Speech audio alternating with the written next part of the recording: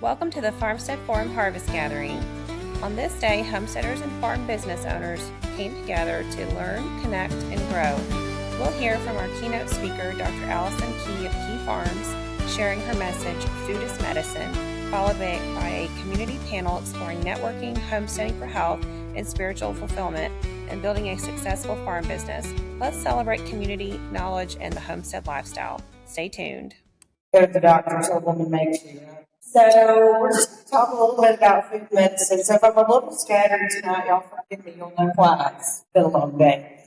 But I am a family physician and trained traditionally, if you will, but also believe God gave us everything we need on this green earth to be healthy. You know, it's like church and everything else. We kind of flub all that up. His design was perfect, ours less so.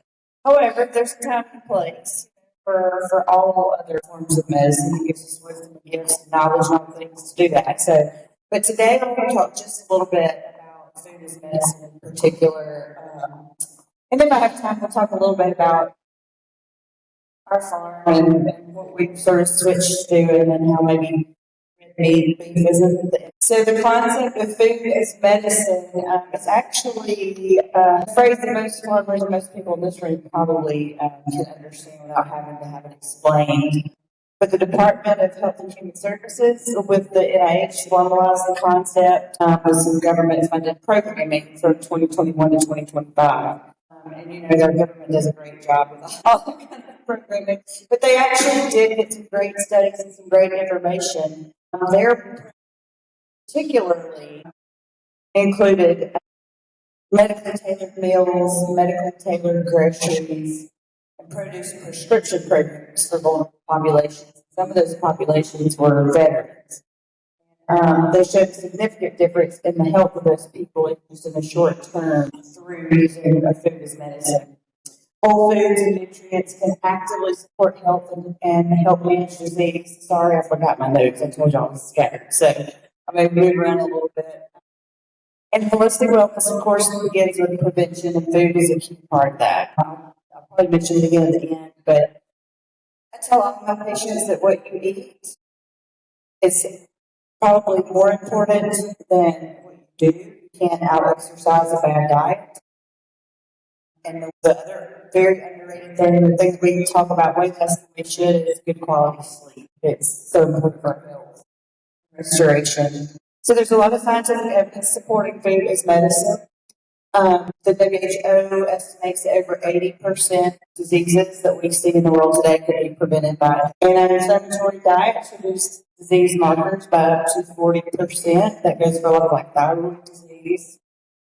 Your gut biome health is directly linked to your immune function. If any of you have Netflix or enjoy Netflix, there's a great documentary about gut biomes on there. Of course, I'm forgetting the name of it, but you could probably just search gut biome and it'll pop it up, but it's fascinating.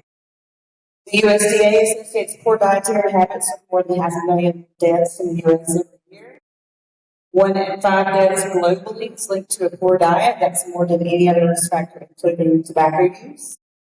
And $1.1 trillion per year in healthcare costs are related to what we eat, which is equal to what the U.S. spends on food itself in a year. And like I said, my husband's been in the hospital today. It's hard. You know, as Americans, I think it's easy to know the information. It's a whole different thing to implement the information. We live by convenience. So some examples of medicinal foods. Turmeric has anti-inflammatory and antioxidant effects. Leafy greens are rich in vitamins and detoxification. Berries are antioxidants that protect cells. Garlic has antimicrobial and cardiovascular support, and fermented foods promote your gut biome. Our body needs a wide variety of things, and all of these can be found in healthy foods. We need carbohydrates. Carbohydrates aren't necessarily our enemy. We need protein, we need fats, we need vitamins and minerals, and of course water is super important. Strictly speaking, as far as medicinal foods, berries, like I said, are high in antioxidants. They're good for heart disease and cognitive decline. Leafy greens help prevent issues related to high blood pressure and eye diseases. Fatty fish are good for heart disease and high triglycerides. Turmeric for inflammatory conditions. people that are with thyroid disease in our country. It's an inflammatory process, so turmeric can be really helpful. Garlic for high blood pressure, yogurt, kefirs for the digestive health, nuts are good for diabetes and for heart disease risk, and then beans are good for cholesterol and balancing blood sugar. So when we talk about food as medicine, we talk a lot of times about superfoods, which are not a magic bullet, but they are super important. And that's a term that was introduced in the 90s really as a marketing, but as it turns out, we've learned a lot about that since then. It's just a classification of really nutrient-rich foods. And guess what? None of them are highly processed. They're all pretty naturally occurring foods. They aren't miracle foods or one-stop shops, but they are important to incorporate into your diet overall. And they are high in all the healthy components. Things that you need like fiber, vitamins, minerals, fatty acids, polyphenols, saponins, on and on. And they're low in the nasty things that affect our health. Antioxidants are what make superfoods special, really, and those are natural molecules that occur in superfoods. They naturalize free radicals in our body. So just the natural process of breathing and our everyday metabolism creates free radicals. And so antioxidants balance out that free radical oxygen. And those free radicals are what kind of wreak havoc in your body. You create a lot of inflammation in your blood vessels, your organ systems that lead to heart disease, cancer, arthritis, stroke, respiratory diseases, emphysema, Parkinson's disease. But regularly eating fruits, vegetables, and superfoods, of course, are strongly associated with lowering the risk of a lot of those disease processes. And of course, there's benefits like healthy hair, nails, and skin, and increased energy levels, and also eating those superfoods can help achieve a balanced, healthy weight. And I think one thing we don't that has come more to light in recent years with this weight loss craze and the weight loss medications that are out there is that more than 20% of cancers are directly associated with obesity, more than any other risk factor. So we live in USDA Zone 8A, and this is of superfoods that thrive in our growing area, several of which were on the table tonight and was delicious. Thanks to all who contributed to supper. It was very good. I've tried to grow and failed at growing a lot of these. Some I've done okay, but a lot I've tried and failed. And when you want to talk about food as medicine, you want a healthy, balanced plate. You want half your plate to be fruits and veggies, quarter of your plate to be whole grains, quarter of your plate to be a good, healthy protein, and then you want to wash it down with a nice cool glass of water. Something else that is important to consider when we're talking about food as medicine is food miles. Food miles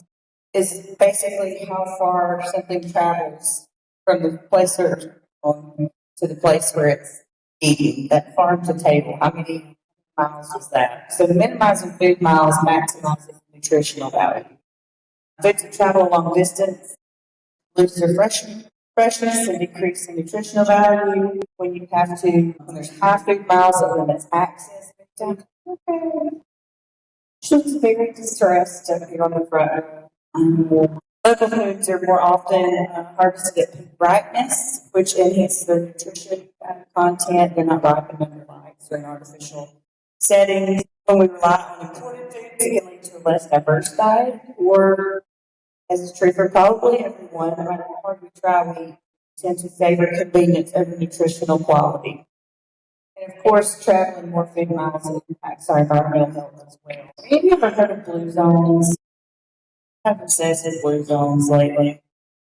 I know, it's so fascinating to me. And there's some great documentaries about blue zones out there as well. Those are the original blue zones that were identified. And there are areas in the world that have the highest proportion of people who live to be 100 or older. Most people in blue zones only live 7 to 10 years longer than the average American is actually greater. But on average, they also have lower rates of chronic diseases like cancer, cardiovascular disease, diabetes, and death. So then it begs the question, why? What's the difference between where we live? And I think since the original blue zones have been identified, a couple more have been chosen or identified. But this is sort of the common denominators of the power line of the blue zone. Moving naturally. So people in blue zones tend to engage in regular low-intensity physical activity as part of their lifestyle. There's not a lot of people going to the gym and doing crazy classes and that sort of thing. It's just an active lifestyle. There's a lot of gardening that happens, a lot of walking to town. They have a purpose, having a clear sense of purpose, wins years to our life, quality years to our lives. They manage stress and relaxation techniques such as meditation or napping. I don't know last time I took a nap, but it sounds like a great idea. And if you want to lengthen your life, it might be time to think about it. Generally speaking, they call it 80% rule, which they don't eat until they're just stuffed full. They just slower and more intentionally. They don't overindulge in it. In most of all of the, well, actually, in all of those red zones, there's moderate red wine consumption. Nothing crazy or out of control. There's a sense of belonging. Most people participate in the faith community, which can provide spiritual support. They prioritize family and maintain close relationships, which can enhance their emotional well-being, and they have supportive healthy friendships. But when you learn more about these blue zones and you look at how they're spread out all over, the thing that's interesting about them is their diets don't look the same. So it's not a one-stop shop or one-size-fits-all when it comes to nutrition or food as medicine or living longer. What a lot of it is related to is food mouth. They're eating a lot of things in the community, and that includes rice and pasta and bread and whatever else. So it begs the question, is it really all those things that we call the enemy in our country, or is it more about food miles and how we process it, how we raise it, what we do with it in between the field and the table that becomes the problem for your health? There are a lot of things to consider when you're thinking about a healthy diet. Genetics. When you think about someone whose ancestors were, they probably don't need or aren't going to require the same diet as somebody whose ancestors were from South America.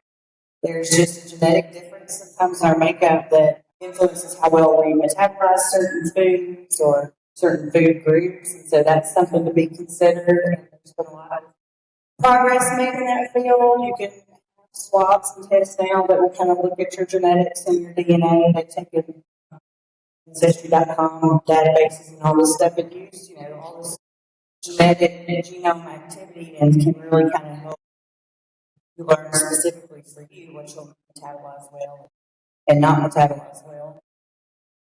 We've traditionally in medicine used BMI as a marker of a healthy body size, and that's certainly fallen out of favor, and I think that's a good thing. Because again, when you consider genetic makeups and backgrounds, you can't really compare apples and oranges. Here in the South, we call people big boned, but it really is sort of a thing.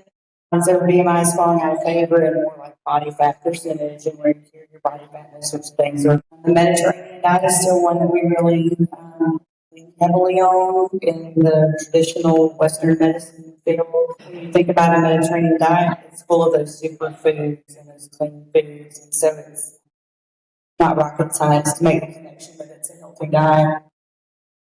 Of course, protecting agriculture is essential to food as medicine. If we can't grow food, produce food, and support our local agriculture, and a country that can't feed its people can't defend it.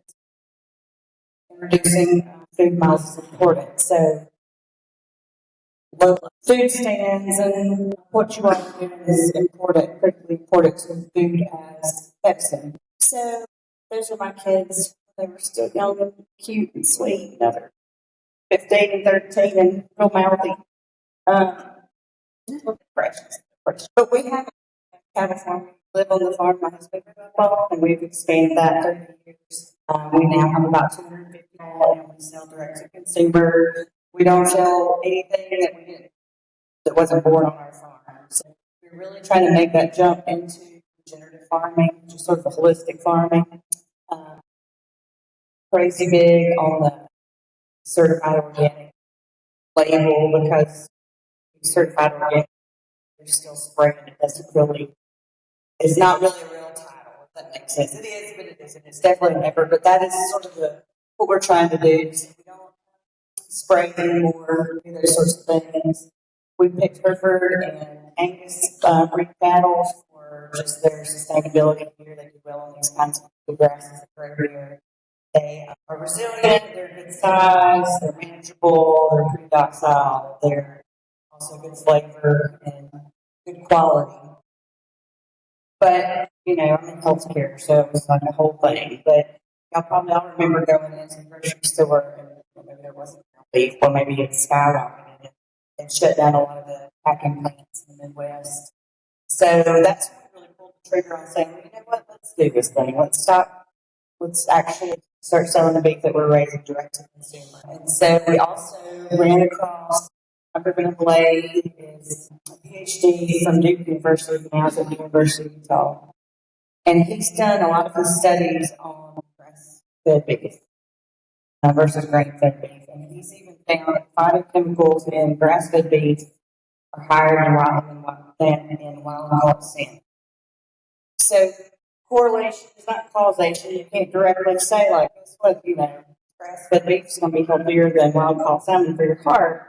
But you could start speculating that maybe it's not necessarily that red meat's the enemy again, like so many other things, it's all the processing and the grains and things that are being used for cattle that make them less healthy.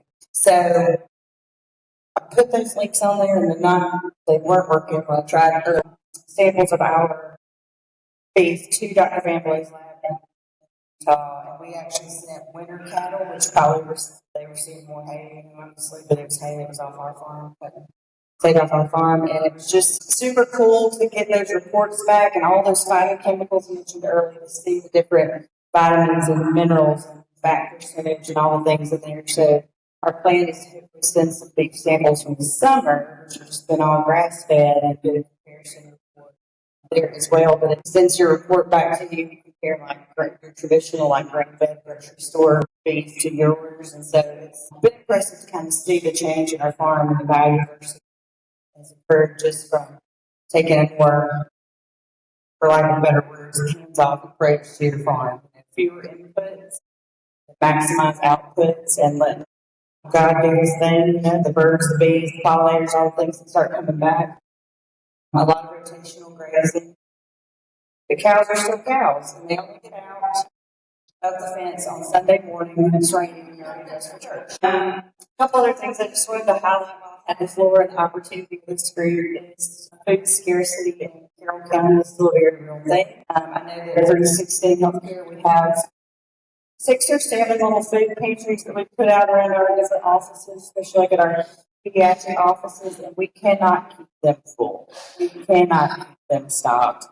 And I know that all of our food banks are sort of feeling the same thing, but our food is 15% in our county, which is a little bit higher than the whole state of Georgia, the United States, which means that 15% of people in this county don't know where the next meal is going to come from. 19% of people have low incomes and do not live close to a grocery store. And from Plain Food Access, it states that 53% of Carroll County residents live in a low access area. 17 census tracts are USDA designated food desert. I have to look up what is a USDA food desert. But it's any area with limited access to affordable and nutritious food. So more than, for us, 10 miles from the nearest supermarket. So there's 22,000 food desert residents in our county.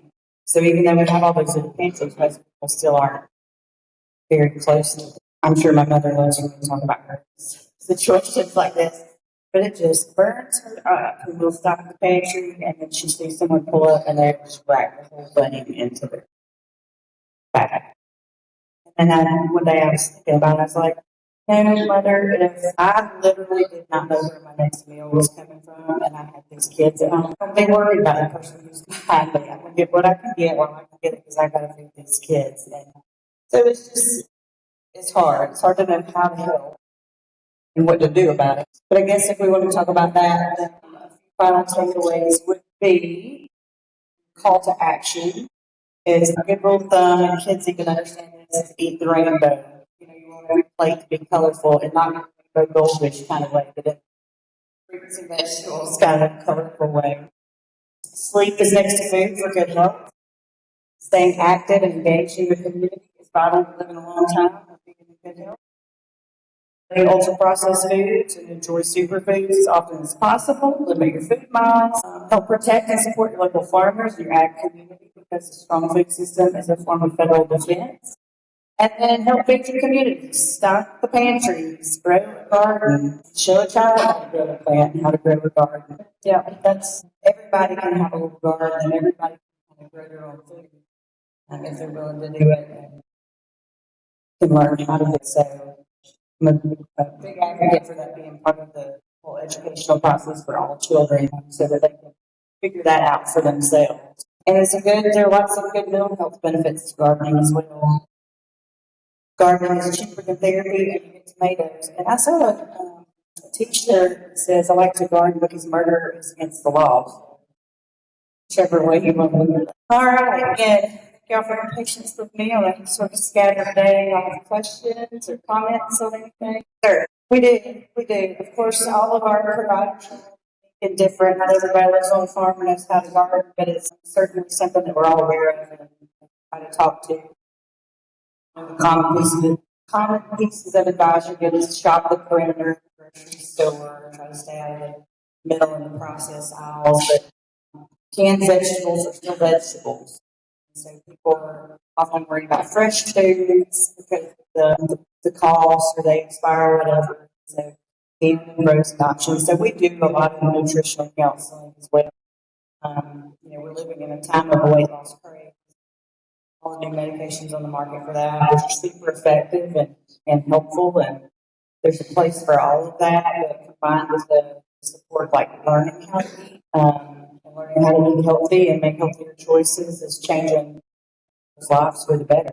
The use of AI is always like a really hot button topic, no matter where you're speaking or what you're speaking about, but I will say that one thing that's been helpful for us in our medical practice is we use a platform called HOMESTEAD, which is a peer-reviewed, validated medical resource. So if I need to look up how to treat high blood pressure, God help me, I don't have to look that up at this point in my career, but let's just say, look at that. That's, you know that you go to a reliable source to look up medical information.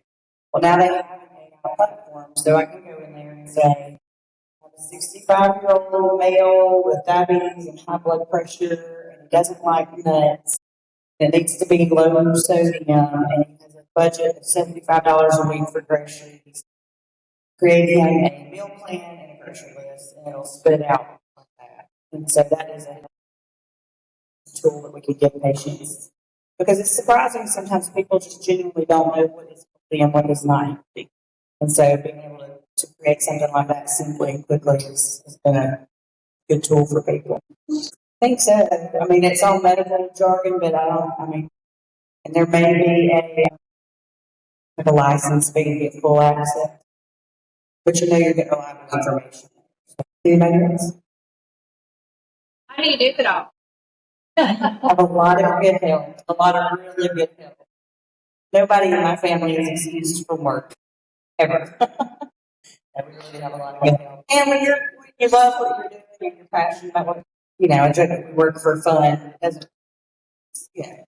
matter what you're doing, some days feel like work. Even in your garden, some days feel like work. But for the most part, we're just having a good time. It's okay. It's something you can as like those nutrients food that we can grow in the garden. Yes. Yeah, and I saw some people taking pictures, so I'll go back to that slide. Those are 25 superfoods that grow in this USDA. So, and I have failed at most of them, but I keep trying. Great back. I've also had more salons than 25 Mexican restaurants could be used. All right, well, thank you again for having me tonight. Okay, I think we'll take about a 10, 15-minute bathroom break, or if y'all want some seconds, thirds, dessert, whatever y'all can help yourselves. And then we'll start our community panel. So if you're not familiar with our conference-style panels, it will be 4 panelists that will introduce you, kind of we'll get to know their background, and then we'll take questions from the audience for any of the panelists and kind of talk about how to create homesteading community wherever you plan to. Thank you. Before we continue, I want to remind you that all of the show notes and resources mentioned in today's episode are available on our website at farmsteadforum.com. If you're finding value in this content, please take a moment to like this episode and subscribe to the Farmstead Forum podcast on YouTube and Spotify. It truly helps support the show. You can also follow us on Facebook and Instagram to stay up to date on upcoming episodes, events, and everything happening with Farmstead Forum. Thanks so much for being here and for supporting this community. Up here in the hot seat. All right, so I'm going to have our panelists introduce themselves. So while they're talking, kind of be thinking in your mind of the questions you have for them.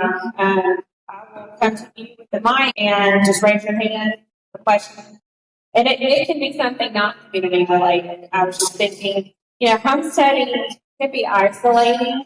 Not many people choose to live this lifestyle. And so you kind of get in your own little world of to-do lists and your own goals. But there is benefit in having homestead community and being able to call someone to help you process your chicken. And Chris can tell you how he met my friend Mike when he needed to process his chickens for the first time, or that was your first time. But so it's just putting yourself out there and meeting people that are close to you wherever God's planted you. So I'll start with Paula. She'll introduce herself. So we're not going to get into what we do here, right? Just introduce ourselves. Your homesteading background and kind of like what farm experience, homesteading experience you have. And So Paula, and so I've been doing extension work now for 33 years, but I grew up having horses. I was like the animal kid. My parents were the city folk, and I wanted to ride horses, and so I went to school. I'm originally from upstate New York, and got an animal science degree, and lived on my former husband's family farm, and we raised dairy replacement heifers, we raised beef cattle, just on a small scale. We did a lot of raising enough food for his family. He was one of 8, so his parents did a lot of huge garden. I actually done for my mother-in-law, had a can. My mother didn't do any of that, so that really came later in life.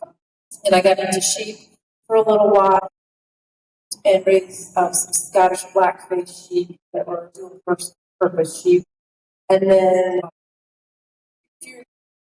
few years later, after divorce, wound up meeting my now husband, and we actually raised a ton of sheep over in Alabama.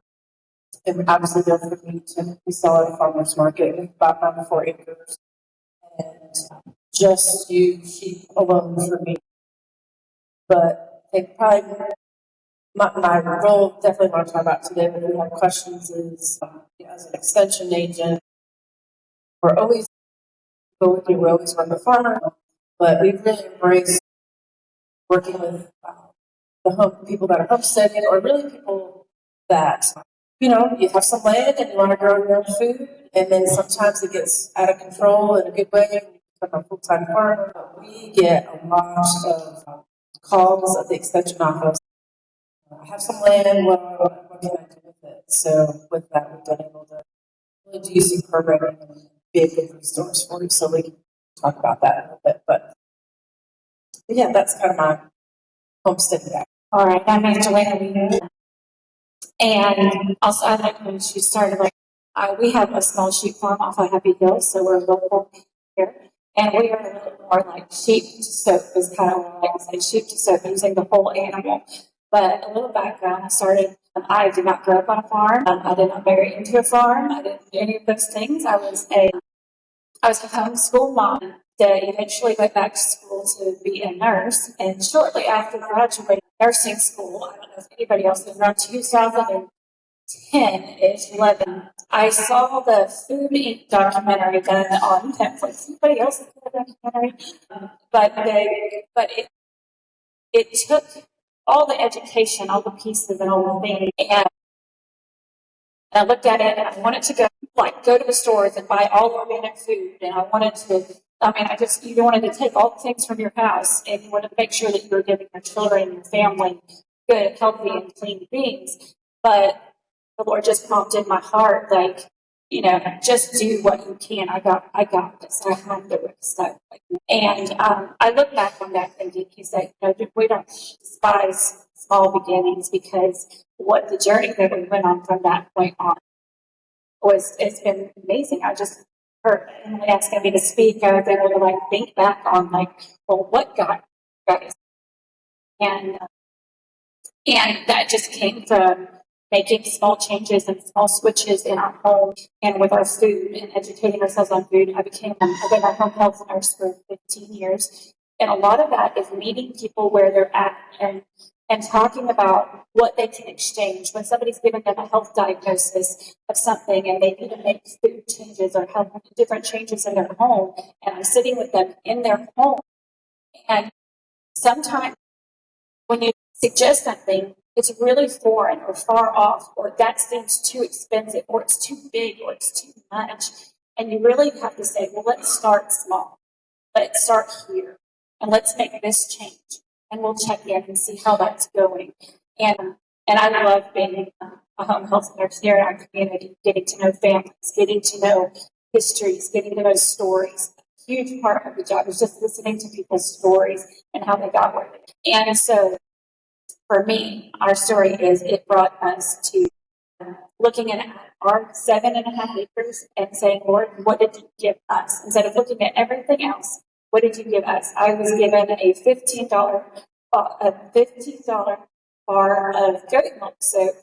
And I was like, well, through all that other process, I taught myself to can. We've always made things from scratch. But in that soap, I was like, oh, you know what? I haven't done soap. But I was not going to go and buy goat. I was not going to go buy a herd of goats. So I was like, we have sheep. But why can't you? Why can't you make sheep milk soap? Why don't we make sheep milk soap?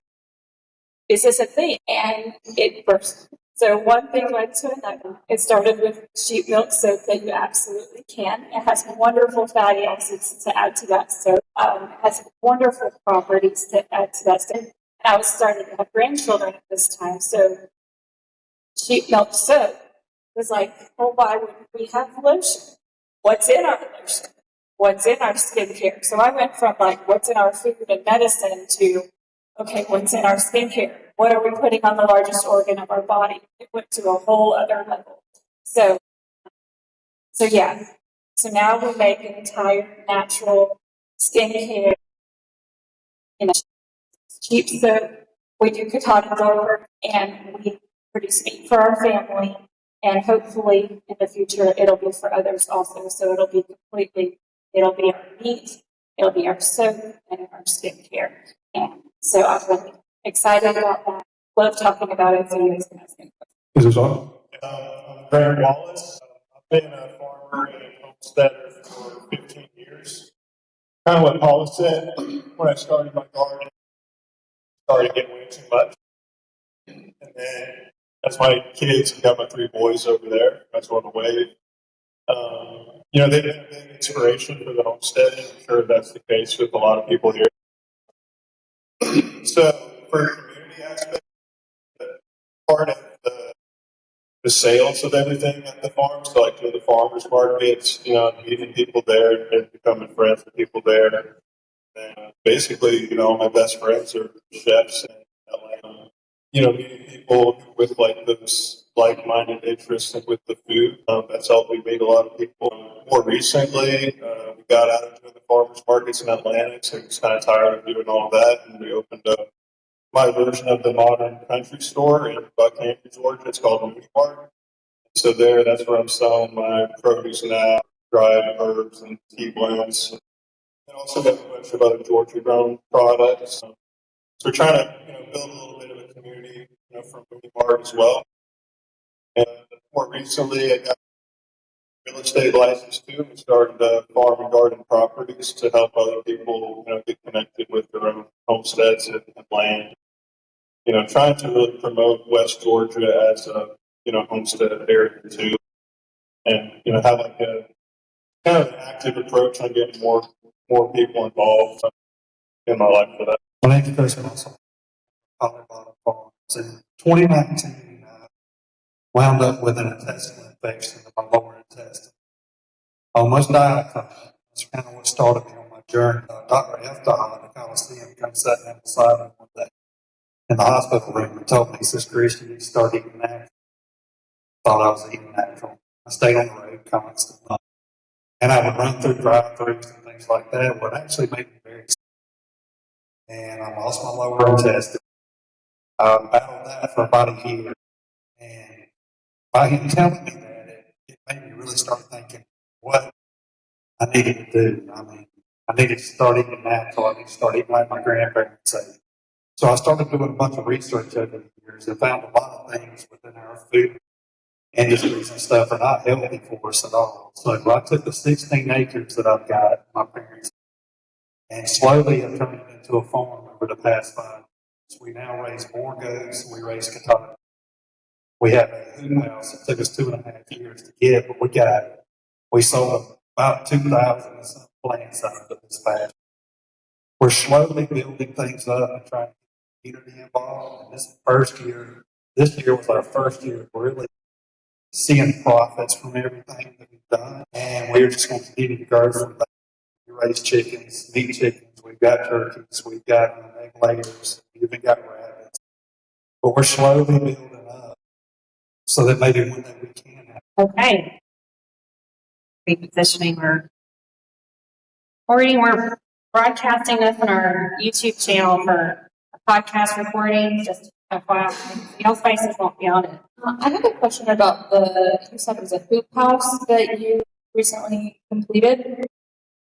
Did you get that through like a grant, or how were you able to fund that? We got it from a grant, the USDA, so they provided half the money up front. I provided another. And once it was completed, they paid me back for mine. Does that make sense? So they paid for half up front, I paid for the other. One house and got it completely finished, they reimbursed me money. Yeah, it really helped out. And this is through the USDA? Yes, it was a 20 by 40. Yeah, 20 by 40 hoop house. We ran it for the first time this year. Had great success with it. And this is a grant that you apply for? Correct. So not everybody will be given the grant. Not everybody. It took us 2 years to actually, once all the paperwork and everything was done. Yeah, how do you qualify for You get people with the USDA to come out and survey the land and everything, look at where you're going to put it, they give you suggestions. You fill out all the paperwork, and they continually come back and check to make sure you're not putting chickens or sheep in or something like that. You're actually utilizing for what you need to utilize. And is there something that they want you to utilize it for specifically? Thank you. They typically want you growing in the soil. USDA, the Natural Resources Conservation Service, their building is, they're across the street in the county building there. If you're in Carroll County, those are the counties that they service. But they're all about soil conservation and planting things in the soil. So you can't use it as a greenhouse is sort of growing things in pots. They want you growing in the soil. And then it helps with season extension, maybe getting started earlier or going later into the season with your fruits and vegetables. And Paula, recently, I think you introduced me to the Carroll County NRCS person. What was her name? So the most recently new person in charge of the office here, her name is Carroll Johnston. She's with the USDA NRCS. Now there's also USDA Farm Service Agent. They're in the same office building, share the same space, but they do different things. So typically you have to go and talk to the Farm Service Agency first and get a farm number and kind of get registered, so to speak. Like for instance, if you're a farmer and you have a drought that's designated for drought funds, you can go talk to the Farm Service Agency. But the NRCS office, Natural Resources Conservation Service, they're all about helping us manage the land, do things like if you have cattle or livestock in general. They won't pay for the perimeter fence, but they want to encourage you to do rotational grazing, so they'll pay for cross fencing. They'll help you put in water lines so you can have water in all your pastures. Again, maybe planting grasses or maybe spraying herbicides. It's all about managing the soil and doing it properly and healthy for your farm. And so they're the federal government, and they have funds that you can qualify for. And you'd have to ask them specifically, because obviously it's not my office, but you'd have to talk to them about. I know the hoop houses though, a lot of homesteader type people that aren't necessarily farming, have gotten some from there. But a lot of their funds are definitely folks that are. She did say, with the lady for the USDA, Carroll County, she said this is a good year for farmers to be asking for money because a lot of them are getting what they're asking for, and not having to pay their, what she told me when I had some questions for her. So go see her over at the Carroll County office if you're local. Anybody else have another question? So, started making soaps and obviously tallow and other things out of cheetah. And obviously started a business with that piece of it, right? It's not selling. Is there a type of, exactly how to ask this question, but is there something that you have to apply for or do to be able to sell those type of products? You know what I mean? Like selling food, you might not have a cottage permit or whatever. No, there's no, the only regulation is that all of your ingredients need to be on your labels. And the order of what's the most. But there's nothing else required. And lastly, you cannot make claims. So that you cannot make claims. So clean. I infuse it with this, that, and the other herb. I can do all those things, but so clean. And on my skincare, there's the ingredients, but you can't make claims because you fall into a cosmetic and medical claim. Then you would be testing of different things. So it's just, you have to be careful not to. And then claim, of course, just like your regular business license that would be. No, but I'm just going to say sometimes you should stop asking for permission to do anything you want to do, but that's totally different. And also, if you have herbs and that kind of thing, I have found just putting the blanket, these plants have not been verified by the FDA. These are not intended to diagnose, treat, cure disease, that kind of thing. Almost have to put that on all their stuff. Now, question for you, I guess, because like about your picture, when you're selling stuff like that, is there a particular thing that you have to have to be able to sell stuff like that? No, you don't have to have anything, even But all what it contains. I put everything about getting that on my label. Now, what do you do? Like, obviously, tinctures are for medicinal purposes, but obviously, like, if you have like, what do you do as far as maybe people that might be wanting to buy tinctures? Do you have to be careful to Yes, but it's the featured from different categories of powders like alcohol. It's like a whole food. And you think of it like it's just food and it's a byproduct of food like the canning. It's one of the helpers. Like this because, yes, it's kind of like bringing your awareness to learn about that particular thing, but you can't.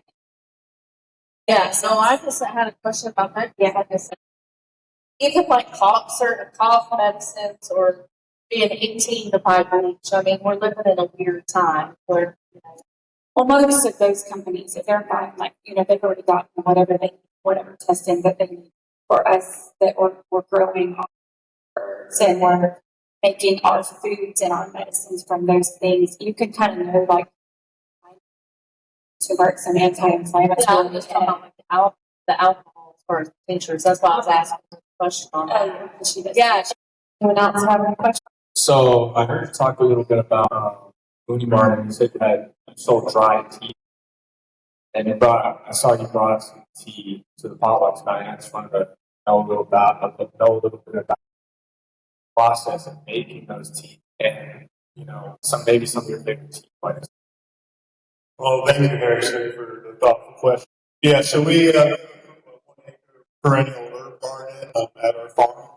And every year it's a big activity that once all the herbs start to flower, we've got to cut them down, rubber band them, and then take them up to our barn loft, like an old hay loft, hang them up on the lines up there. We do about 750 bunches at a time. And then, if the weather's right, the wind is good, when it's dry and hot, then they can dry out in like a week or two. And then we start processing all of them down. And then that's where it gets really fun is that you get to take all these herbs and start creating your own, tea blend. So kind of based on your own, flavors, and taste, and what your family likes, and you can also do, spice blends with those too. So tonight in the back corner we brought Refresh, which is a simple one, it's just lemon balm and pineapple. It's next to those other cancers that team back there kind of wants to try. Do you know what are some of the bonuses or what's good for you about lemon balm and pineapple? Well, lemon balm's known to be, pretty like anti-anxiety, helps you relax. And it's not, with the herbs, there's not a lot of like effects from them. So these are more like subtle things that we can do for ourselves. It's kind of like preventative maintenance, I guess, for ourselves. And it's something that as we make the different blends, we'll keep trying them out and see, what the effects are for us. So sometimes you go in there with one idea, but then after you're drinking them for a while, you have kind of a different expectation of drinking them. So this is like farming. So, okay. Does anyone want to take that? What does farming do for you spiritually? It connects you. I wake up every morning looking forward to seeing my goats, my sheep, my chickens. I go out every morning, I pick up a couple eggs, I take them back inside. I pull out some pork out of the refrigerator that I raised, and I cook it all up for breakfast. That's all right there from my land. I don't have to worry about going to the grocery store or anything like that. Get it? Everything I mentioned that, but we use no chemicals. I try not to give any of my animals antibiotics. If they get sick, I call them. I rotate them out. I try to build the genetics, and that's one thing we're definitely working strong on, is building strong genetics within our farm. As far as our pastures, we live in really sandy soil. So I really have to work very hard. It's like living in a desert to build my soil up so that I can actually start producing good grass. Finally, I've got 2 good pastures that I can rotate my sheep and my goats on. I'm not buying a bunch of food from the markets, or I'm not buying a bunch of hay from other people.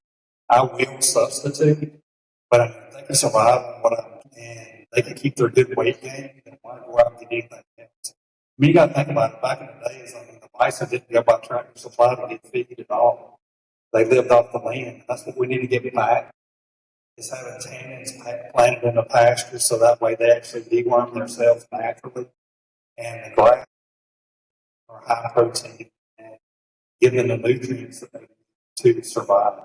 I wanted to add to your spiritual farming just because it's really close to my heart with my sheep and going into and really forming our whole business and farm and homestead and everything around our sheep. I've learned so much about why the Lord put sheep and called us sheep and talked about sheep so often in His Word.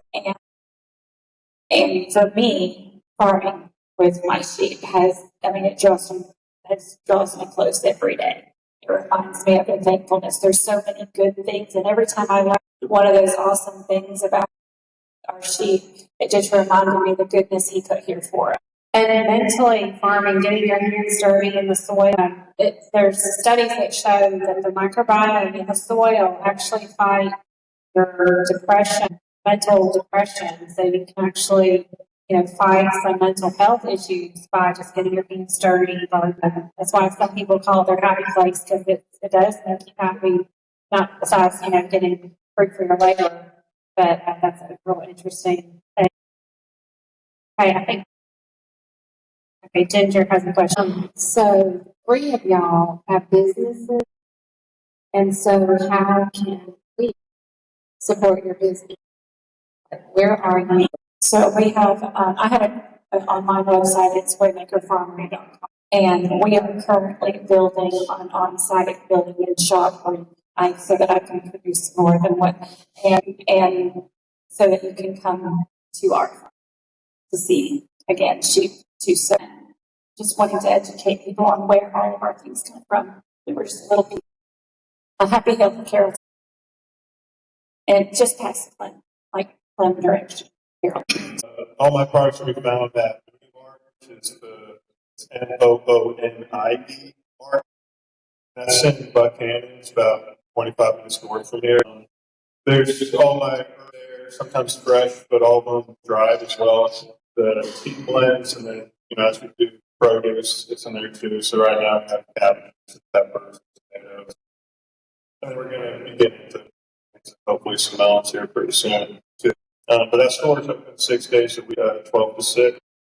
We also have a small cafe and have coffee towards the Grove High School. Anymore, we have an online store too, where we do deliveries in a certain perimeter, and then you can also do online pick up. It's mooneymarks.com. Mooneymarks.com. Brad, do you still do a farmer's market at your farm on Sundays? No, we stopped doing that. We're just So one of the things with their request, there's homesteaders in here, we need to start supporting each other. So if you've got a store in Concord, she's got one up north, I've got one in Macon, we need to come together and start helping each other by carrying each other's products and supporting each other. That's the only way we're going to survive. As far as your products too, we need to get them in everybody's stores and start diversifying. I've talked with a lot of farmers that they wanted to keep everything close to their belt and do what they were just doing, but in order for us to grow and to compete with the bigger markets, we've got to get together and stick together and grow. So Emily, I want to mention finding local farmers and other homesteaders. Alex and I do a farm and food resource guide. It's on our table. We actually partner with Tampa Health System. Alex and I recruit all the farmers, people that have something to sell, and Tampa puts the guide together for free. So we're always looking for other folks that have farm products to sell or services. Let us know. It's probably too late for this year, but definitely next year. It's a great free advertisement, and then also people can find you as well. Carroll, Heard, and Paula County folks can be included. Yeah, I think it's important, like you're saying, to support each other because right now, the way our food industry is, it is not where we want it to be, but until we as consumers start changing our purchasing habits, where we buy our meat from, who we're buying our veggies from. If you can't grow something, buy it from a farmer in your community if you're able. So I think that is really important, talking about business, homestead community, and support each other locally as much as possible. And Emily here has a question for Chris. Yes. You said you had sheep and goats. Do you rotate them together? I do. I rotate them together, and then for a little while I'll separate them also. But they do stay in the same pasture a lot of times. The sheep will stay down at the bottom, and the goats will stay up top, or the goats will stay in the wooded area. Do you feed them the same mineral? No. You have to be careful about sheep and goats and what mineral you feed. Sheep can be sensitive to too much copper, so if you're going to have them together, make sure it's a sheep label mineral. Would be my suggestion. Yeah, definitely. That's why I say I separate them sometimes, and they run in different paddocks, so that way I can give them the minerals they need and things like that. I refer to young farmers and cattlemen's as our support group. Is there anything like that the state sponsored or homesteaders? So I think you asked about the young farmers and cattlemen. Yeah, that's that for Tim and I, that's part of our support. Is there anything like that available for homestead? So that's a great question. So in a lot of counties across the state, to some other states, there are state cattlemen's groups that have county local chapters. So cattlemen come together and learn about cattle. Or here in Carroll County, we have a fantastic young farmer group that northern word young. It's for all ages. But every month they have all sorts of different topics. Like they just had a woman last week here talking about agriculture. So specifically a homesteading group, but I think we're very fortunate here between the various extension offices, young farmers, cattlemen, depending on what interests are in learning, we offer. Most of it happens right here in this building, the Carroll County Ag Center. Every week we've got multiple different groups. This building's here for education and agriculture education for the community.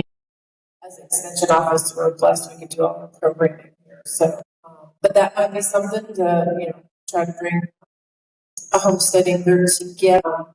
But obviously, be a little bit different focus. But some of the topics are already being done, especially like at young farmers. They do classes on fruits, vegetables. They'll bring in people from all over.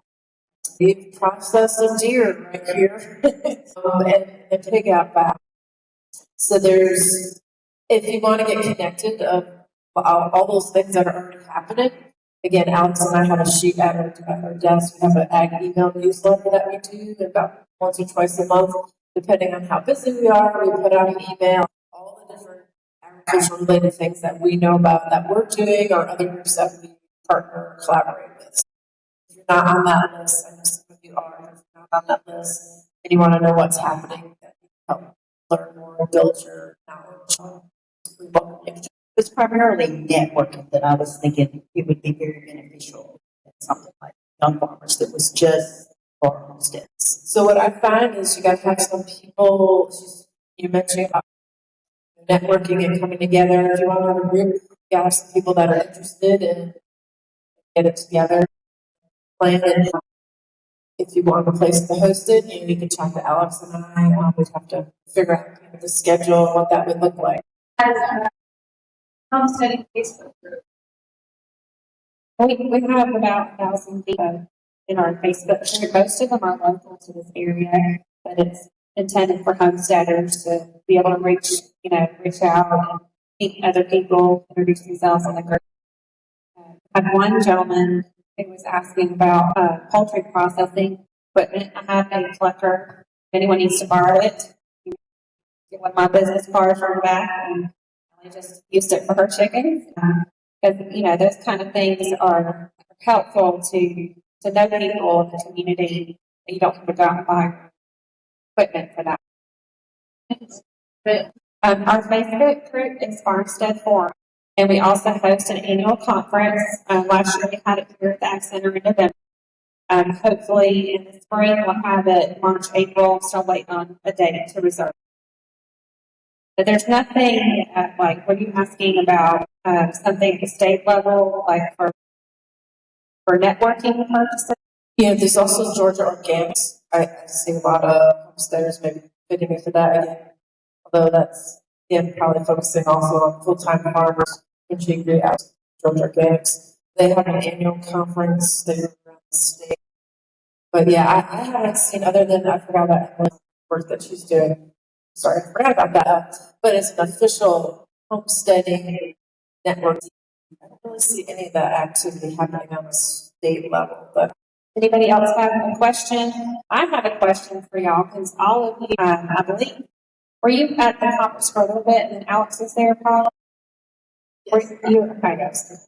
How can I plan and integrate for community time at the conference? Because I feel like it's really busy, so I'm going to try to cut back on, how much busy stuff we have going on next year. But do y'all have tips or ideas on how to facilitate this homestead networking among our attendees that come to the conference? Y'all have any suggestions to the schedule? Maybe some DIY activities, like activities, something like that.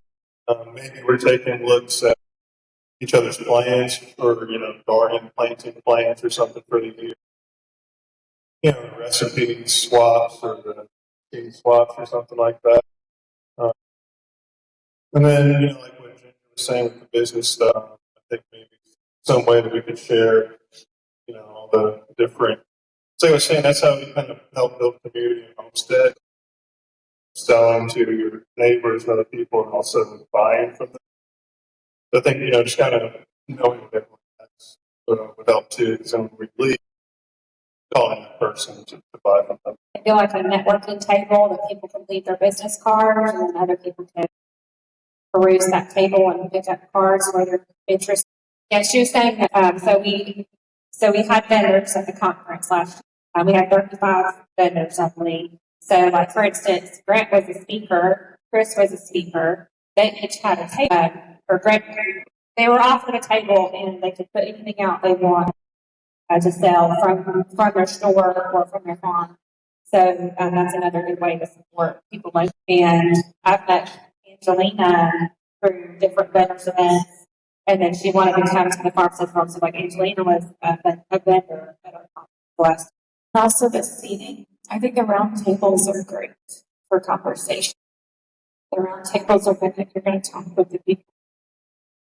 And I know that capacity and all of that, but if it's possible to do the round tables, I think that that was really helpful because I know like I would sneak out from behind my booth and go talk and sit beside somebody and talk. Okay. Any other questions? Okay. Thank y'all so much to everyone on the panel for participating. And we have it's either 12 or 14 raffle items, and I have like 10 or 12 tickets in the basket. So if anybody wants to purchase a raffle ticket before we call the raffle, you can get the back table, but I'll call it just a few. Hey, thanks for listening. Join our Facebook group and follow us on Instagram for the latest updates. Subscribe to our YouTube channel and visit our website for upcoming events. For sponsorship opportunities, reach out to us through our website. See you next time.